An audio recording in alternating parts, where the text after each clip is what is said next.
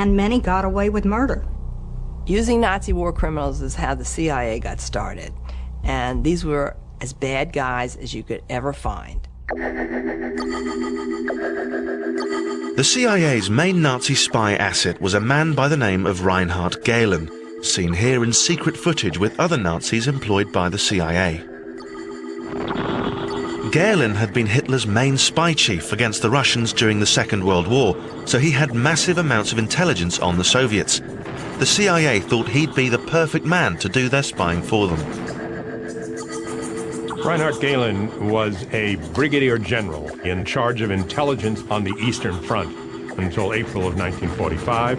April 1945, a month before the war ended, he realized it was lost, and he and several colleagues decided that they would take their files and bury them and give them to the Americans. They felt that they could make a better deal with the Americans, and the CIA, a newly established organization with a good big budget, picked him up.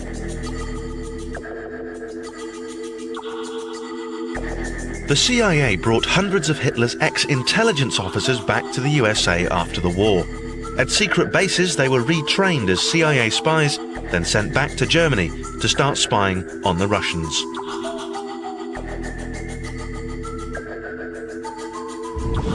So just how many Nazis were on the CIA payroll? Ex-Congresswoman Elizabeth Holtzman has spent years uncovering the CIA's secret Nazi files. We've discovered already 100 names of Nazi war criminals who were working in Gehlen's operation. They themselves may have been in danger of prosecutions because of their involvement in war crimes. Of course, if they were working for the CIA, that danger was gone. The CIA did a secret deal with the Nazis. In return for their services, the CIA guaranteed that not one of them would be charged with war crimes committed whilst they'd worked for Hitler.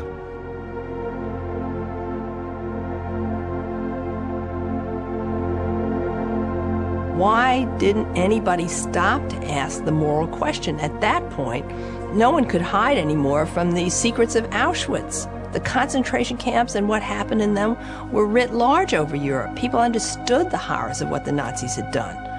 How could we then turn around and protect the very people who were responsible for the deaths and murders of 6 million Jews and millions of non-Jews?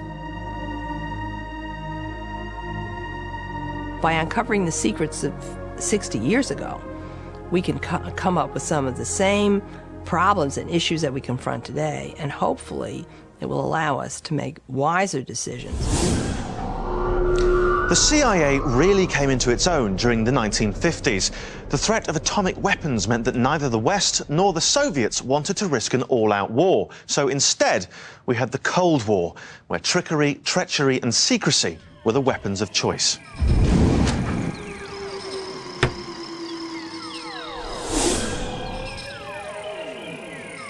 By 1958, with communist paranoia at fever pitch, the CIA became convinced that the Russians had a new and powerful secret weapon. The CIA believed that the Russians knew how to control people's minds. The CIA turned to its scientists and asked them to find a drug which could be used to control people's minds. And in 1958, the CIA started a secret drug testing program under the catchy but meaningless name of MK Ultra. All right, let's see what we can see. MK Ultra was an attempt by the CIA to harness the power of the mind using whatever they could. It was mainly LSD, sound, sensory deprivation. They even tried clairvoyancy and psychic stuff. It was basically mind warfare is the new great battlefield of the Cold War, and we have to do whatever it takes to win this.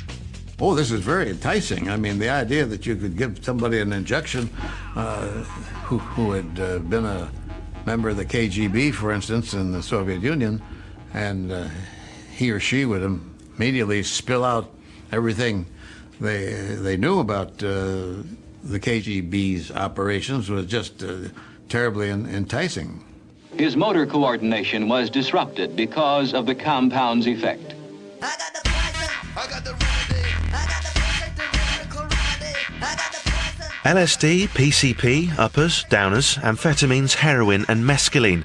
You name it, the CIA tried it, all in the name of scientific research.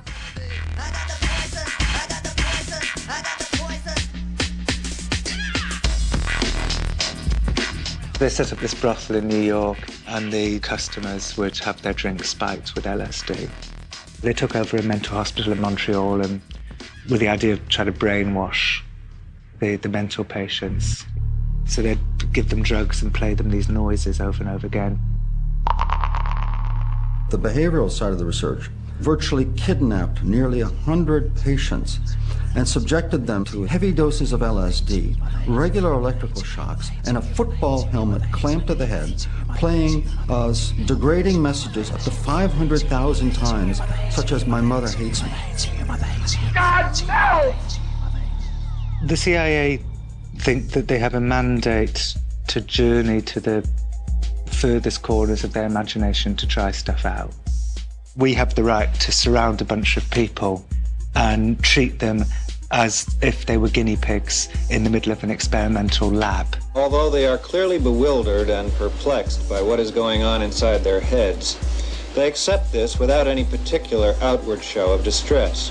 They lost their moral compass and turned into these experimenters. It turned in on itself and became dark. It came to my attention early in my tenure as director, and I felt it was a warning sign that if you're not alert, things can go wrong in this organization, as they did with MKUltra. But after all those years of testing, the CIA discovered that the drugs didn't control people's minds. They just blew them. They discovered through all this research that it didn't work. None of the drugs worked. They could confuse people, addle people, get them to babble. But in terms of interrogating them and getting reliable information, they didn't work. I can't remember a thing. I can't remember. Come on, man. I don't want this stuff. So for the CIA, the drugs didn't work.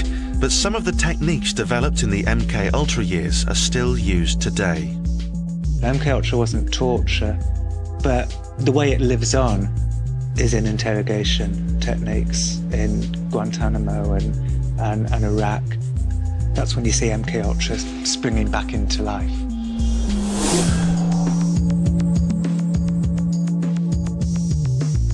In 2006, when you talk about invading a country to get your hands on their oil, you immediately think of Iraq and Saddam Hussein. But the current situation in Iraq isn't the first time the West has interfered in the Middle East over oil. Surprise, surprise. In 1953, in fact, the CIA secretly sponsored its first full-scale coup in Iran, and as a result, the USA kept control of one of the largest oil producers in the world. Iran was important for two reasons. It had oil and it had a 1,000-mile border with the Soviet Union, now Russia.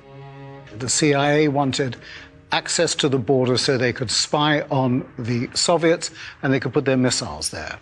The British, who were deeply involved in this intelligence coup in Iran, we wanted access to Iranian oil.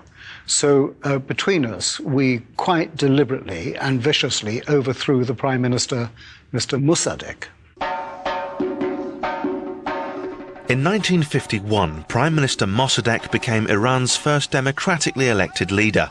His first act in power was to nationalize Iran's oil industry, and his second was to begin talks with Iran's Soviet neighbors.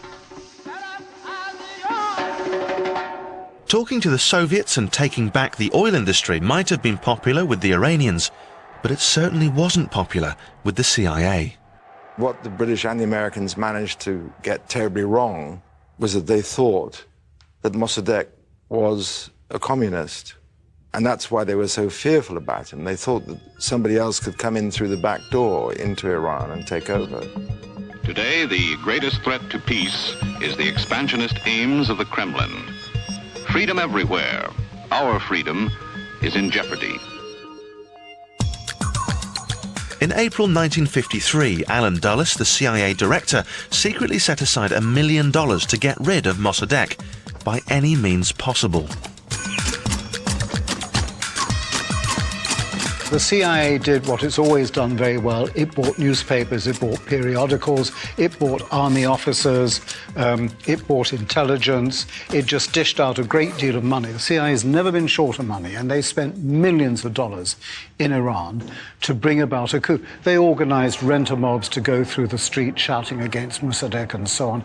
They pumped up the opposition, and together with the British, they made it work. Now it was the army and the royalists who had taken control, and an attack on Mossadegh's home was later followed by his arrest. 2 weeks later, on the 19th of April 1953, Mohammad Mossadegh was overthrown by a mob paid by the CIA and loyal to the Shah. The CIA had successfully overthrown its first government. The Prime Minister was removed and replaced by the Shah of Iran, who ruled the country for the next 25 years.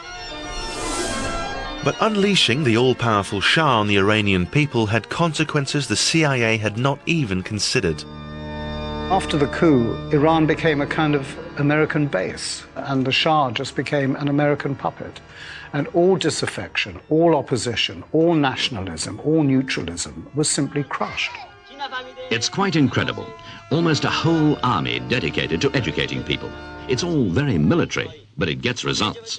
What actually happened at that stage was that one motive force took over, and that force was Islam.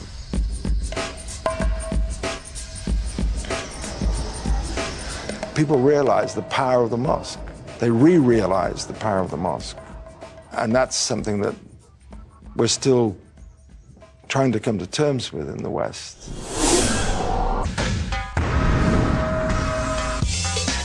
Welcome back to Secrets of the CIA. My name's Danny Wallace, and over the next couple of hours we're going to be revealing more of the CIA's most classified operations.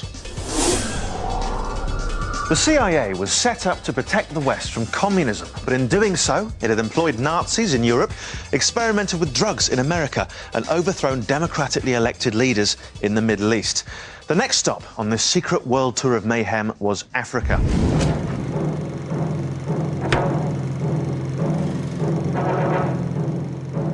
The CIA's main concern in Africa was to prevent the Soviets from gaining any sort of stronghold in the continent, and efforts were focused on one huge country at the heart of the region, the Congo. Within days of formal independence, Congo was in complete turmoil. Patrice Lumumba, who was the prime minister at that stage, was asking the Soviets to help. There were hundreds of Soviet advisors flying into the airport and who were then broadcasting propaganda to the Congolese army. Lumumba's behaviour was completely unacceptable to the CIA. So the agents in the Congo began to look for a replacement, and they found one in a young man called Mobutu. CIA first spotted Mobutu as a potential collaborator in 1960. They regarded him as very intelligent, very immature, but very promising. A new chapter begins in the dark and tragic history of the Congo with the return to Leopoldville of deposed Premier Lumumba, following his capture by crack commandos of strongman Colonel Mobutu. On January 17th, 1961, Lumumba was dragged into the jungle, beaten and then murdered by troops loyal to Mobutu. The CIA had got its way. Their man Mobutu was now in charge of the Congo, and the Soviets were no longer welcome there. Lumumba was removed to an army prison. He was a very helpful, earnest, clever, non-ideological young man from very humble, rather complicated background, who Western people found very useful. He was very much indeed a strong man, a strong personality, and Congo became his backyard.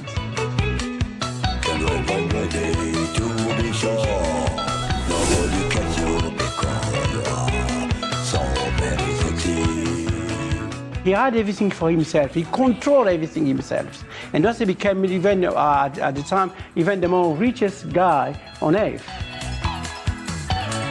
Over his lifetime, he was reckoned to have taken 4 billion, equivalent to half of the Congo's GDP. And what did he spend it on? Lots of quotes-unquote palaces which included a whole compound in Gabadalite. It looked like Disney, but it cost a great deal of money. Mobutu had a small airport, but not so small that Concorde couldn't regularly land and take off there, because Concorde was hired for shopping trips to Paris. There is no question that the CIA knew the order of theft. Of course they knew. Mobutu's greed was matched only by his cruelty, and it was the people of the Congo who paid the high price during his 32 years in power. He became like an animal. He became like a lion. Je m'appelle Mobutu. People were very scared about Mobutu. If you touch Mobutu's politics or Mobutu's interests, you are finished man, you are gone. I think if you look back, what becomes harder and harder to defend is the fact that the CIA kept supporting Mobutu until the 90s. I find that astonishing.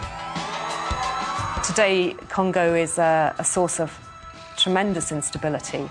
It's had a civil war that has led to 3.7 million deaths.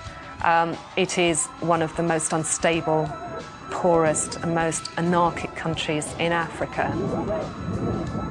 I've now spent 10 years in Africa, and every African I've ever met believes that if something happens in his country that is negative and damaging, the CIA was behind it.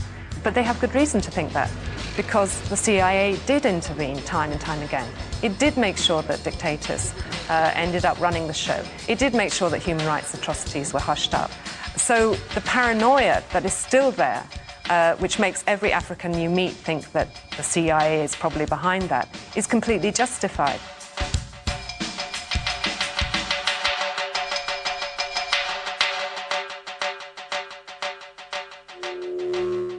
Disinformation, fake leaks and double agents are all a key part of being a spook. I don't need to tell you that. And in the CIA, the job of deciding who's telling the truth and who's lying falls to one of the most suspicious and secretive departments in the CIA, counterintelligence.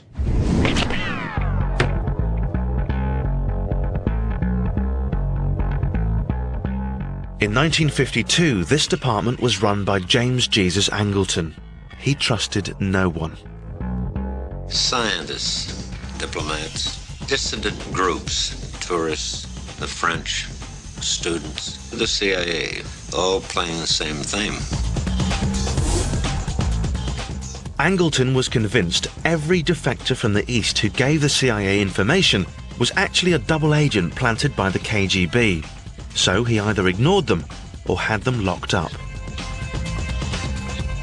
So the CIA had a problem.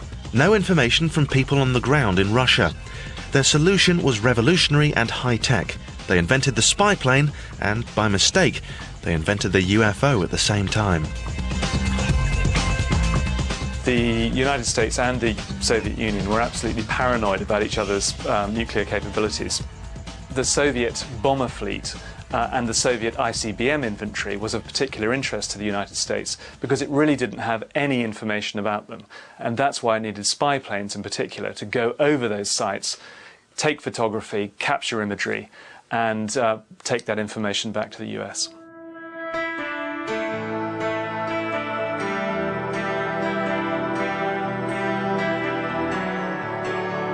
A spy plane needs to be subtly different from any other kind of aircraft. It needs to be able to fly often at great heights to overcome the defences beneath it. It needs to fly at great ranges. And these two attributes led to inventors of the day really pushing the envelope in terms of what an aeroplane could do. That really tested the Lockheed Skunk Works, which was this special secret entity that was set up to create secret programs like this.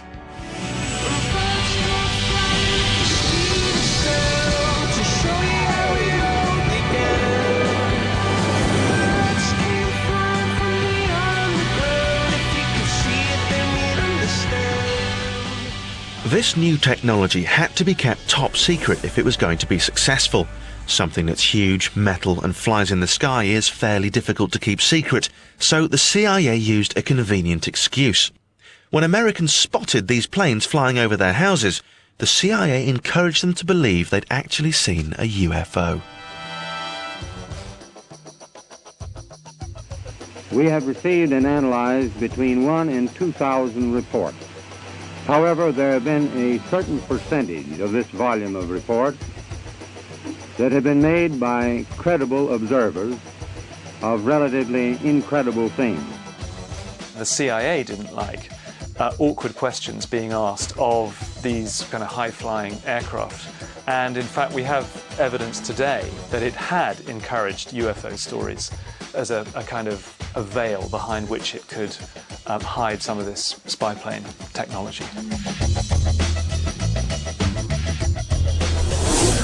So, we've seen how far the CIA is willing to go to prevent the spread of evil communism in Europe, the Middle East and Africa, employing Nazis, overthrowing leaders and persuading the world to believe in little green men.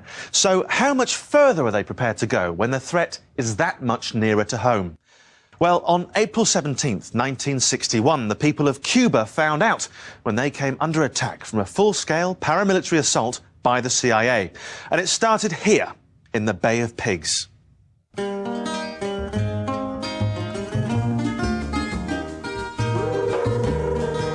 The CIA's actions in Cuba were designed to spark a popular revolution against Fidel, who'd come to power via a revolution himself. A revolution against American power in Cuba.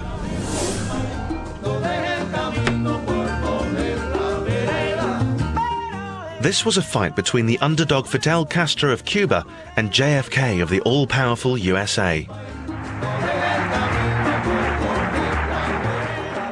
Just why was the CIA so keen to invade a country as small as Cuba in the first place?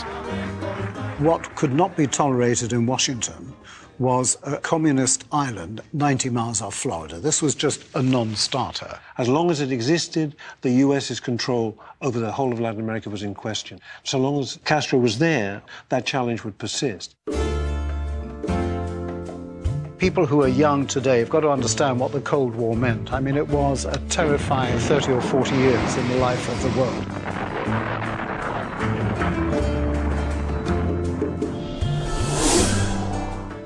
Castro had not been in power more than 9 or 10 months before the CIA started writing memos and knocking on the door of the State Department saying, we have to develop a plan to overthrow this guy. He's uncontrollable, and the masses seem to respond to him in a way that we have never seen before.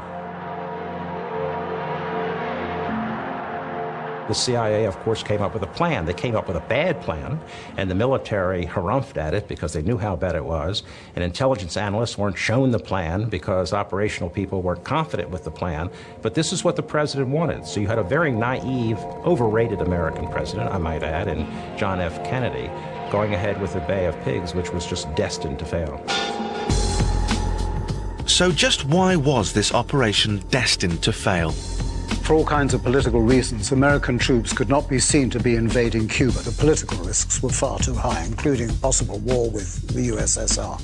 So the CIA used Cuban mercenaries. Mercenaries are rotten soldiers. Mercenaries very, very rarely win. You know, they fight for money, they're fat, they're lazy, they're ill-disciplined, they don't know how to use a rifle. These shots were filmed by enemies of Cuba. A handful of bandits has landed on Cuban soil. The CIA put together a fighting force of 1,500 anti-communist Cuban exiles who lived in the United States.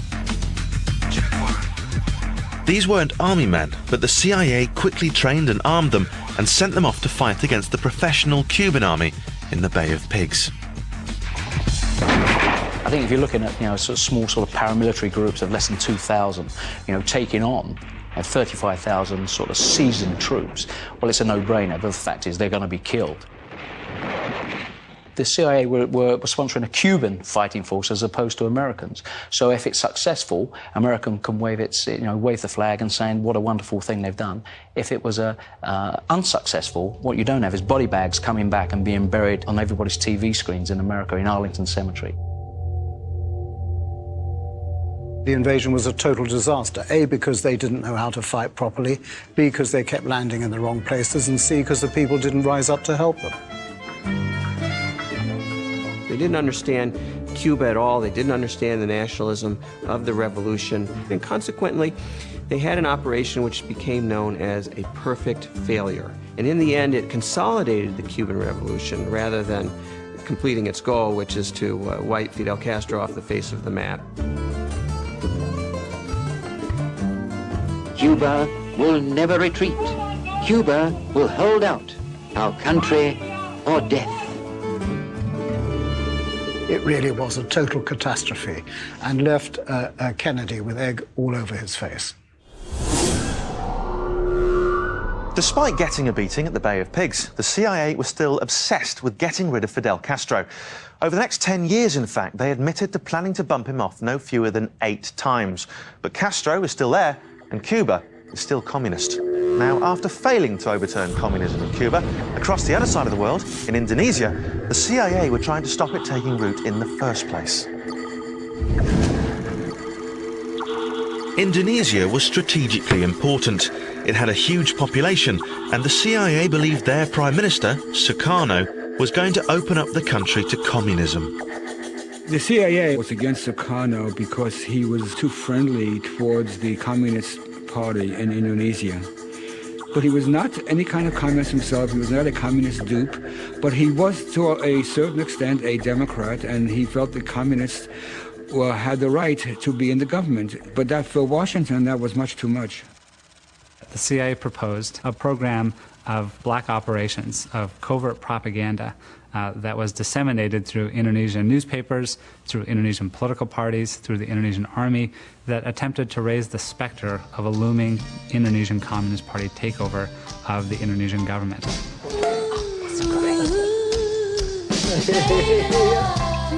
The CIA made a bizarre decision.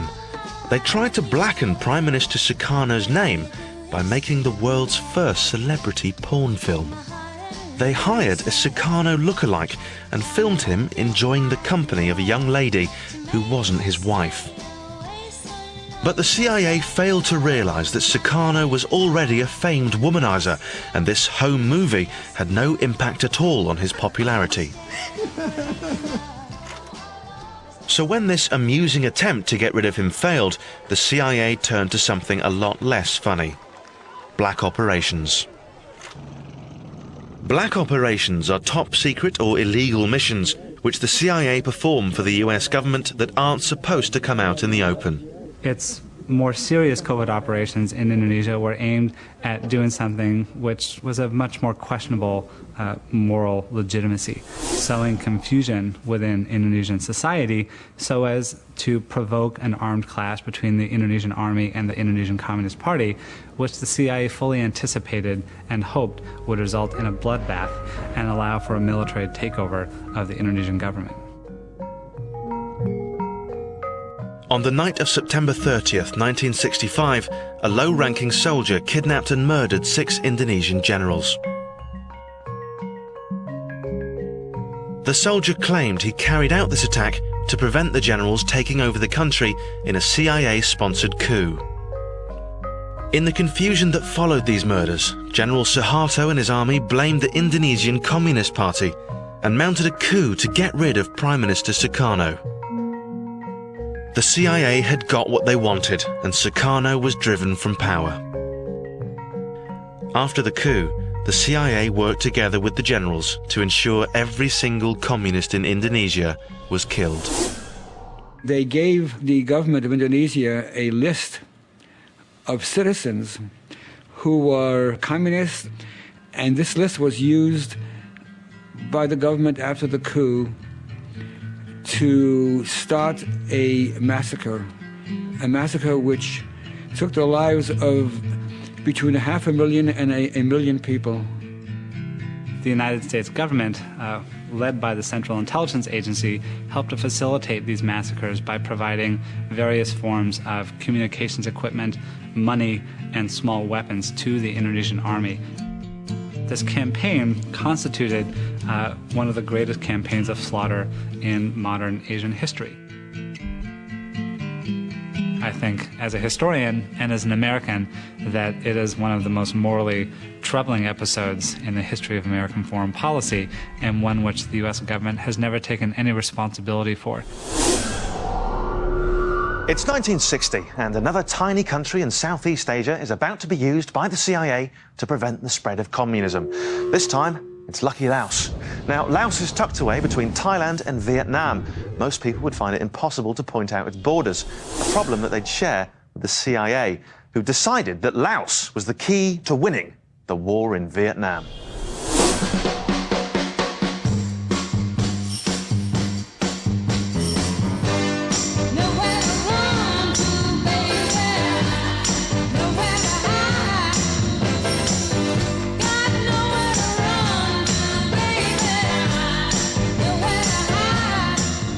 Laos had enormous strategic importance in the fight for Vietnam.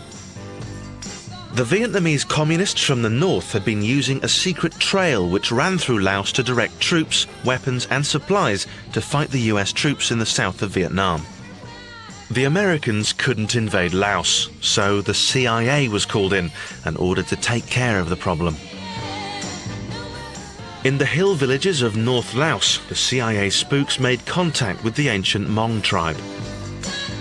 30,000 of these fierce tribesmen were paid, trained and signed up to fight for the CIA in this secret war in Laos.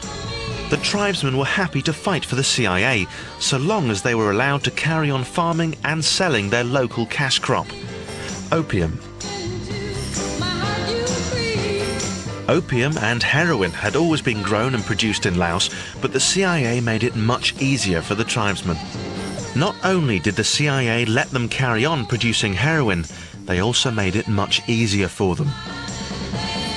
They set up an airline, Air America, which was used to transport the drugs into neighboring countries, including Vietnam. I was a freelance journalist and I went to Laos to do this story on the source of the heroin and opium that was flooding into South Vietnam. And I was interviewing opium farmers. How much did you produce last year? What did you do with it? And the answers were always the same. We got about 5, maybe 10 kilos. At the end of harvest, we went down to that landing pad. An American helicopter came in, paid us cash for the opium, loaded the opium on the helicopter and flew away.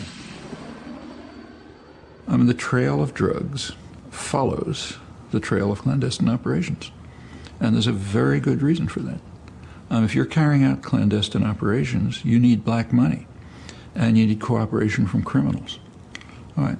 When you put together black money, untraceable money, and criminals, what does it add up to? Narco-trafficking. CIA headquarters had no idea what was going on the ground in Laos.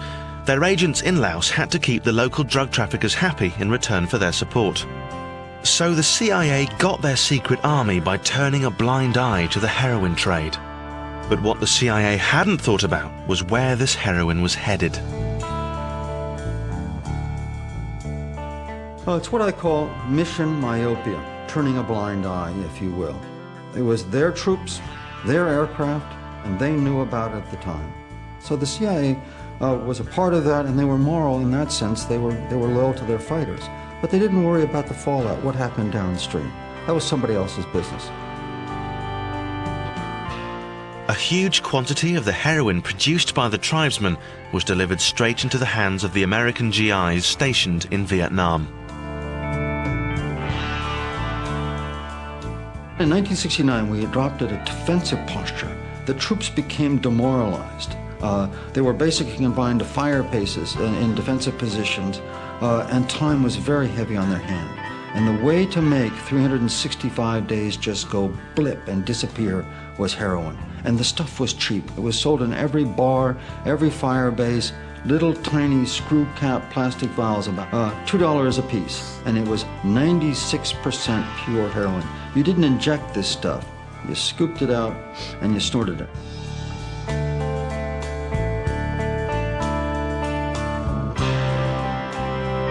The White House did a survey after the Vietnam War, and they discovered that in 1971, 1/3 of all U.S. combat forces fighting in Vietnam were heroin addicts. If you do the calculus, okay, There were about 70,000 heroin addicts in the United States in 1969. By 1971, there were 80,000 heroin addicts in the U.S. Army fighting in South Vietnam. That means there were probably more American heroin addicts inside the U.S. Army in South Vietnam than there were in the United States.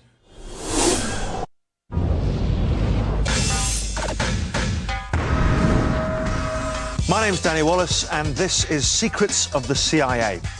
America has had a secret service since 1946, and throughout those years, it's been responsible for mayhem, murder, and revolution. Coming up, we uncover the CIA's secret assassination program responsible for tens of thousands of deaths.